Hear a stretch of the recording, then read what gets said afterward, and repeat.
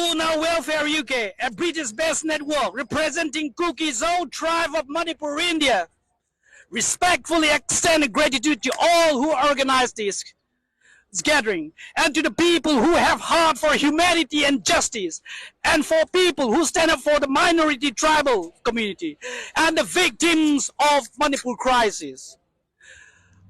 We know since May 3rd, 2013, there has been a tragic outbreak of violence that has deeply affected the lives of minority Kuki Zoh tribe community.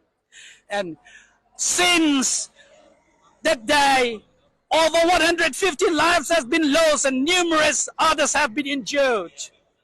Over 350 churches destroyed and burned, and more than 200 villages, including 160 Kuki Zoh settlement, has been destroyed and burned.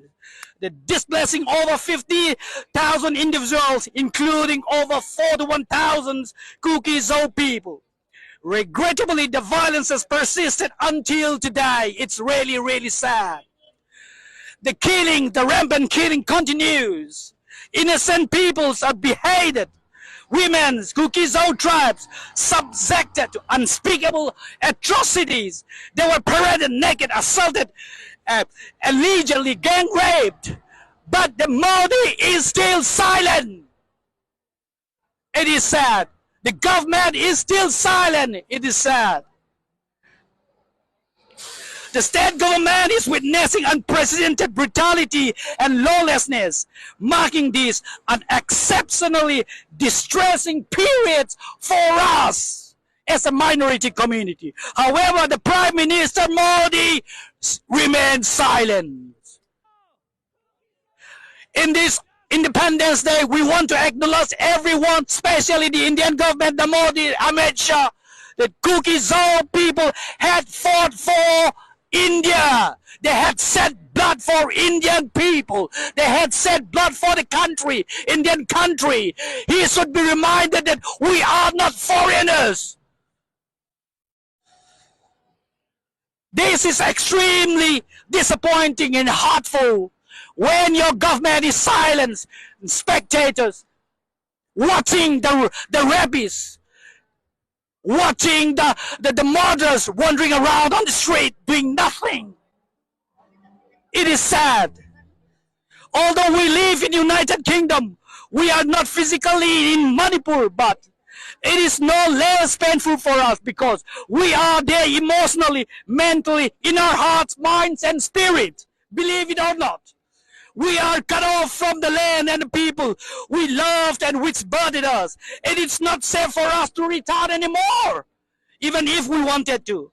In many ways, we have been as much displaced as our relatives have been. Believe it or not, that's the truth. Since the conflict erupted, we have perceived extremely unpleasant motives of Biren Singh's government, the BJP state government, within three interwoven agenda, namely ethnic cleansing. Obviously, it is ethnic cleansing, and it can be said to be a new model of religious cleansing. Of course it is, because over 350 churches are burned down and looted, and a plot to exploit the rainforest. In fact, the area, the Zoh community area, is rich in natural resources, and the government look its policy. They want to source their policy by exploiting the natural resources. So the government policy is to use the local issue to exploit the area. It is about ethnic cleansing. It is about religious cleansing. It is about the plot to exploit the natural resources. And we are the victims. We want the world to know that we are the voiceless. We want to be heard today. We want to be heard today. This is what we want to say.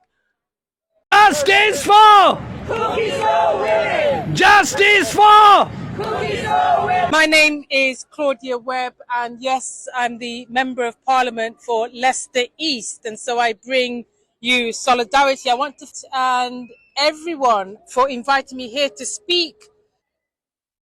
In Manipur, minority women have been raped and publicly humiliated as a weapon of war.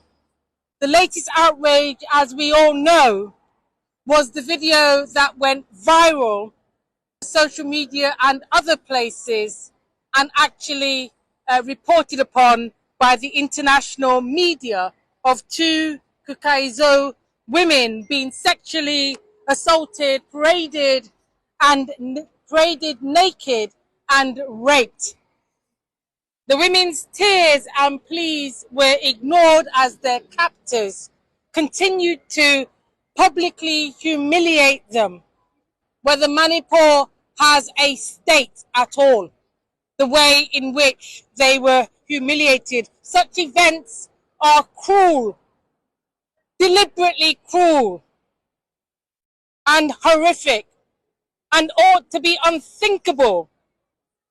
But tragically, they're all too common. Of the local indigenous people considered as nothing but mere obstacles to be broken and removed. And of course, both our governments are failing. They're failing objectively in this obligation by standing as spectators. Spectators when they should be intervening. When they do intervene, they simply are only intervening to protect the guilty. And I pledge to continue my fight in Parliament for the UK government to play its role in putting pressure on recalcitrant negligence and complicit governments worldwide to protect those who are crying out for help and who are suffering. Solidarity, my friends. Solidarity.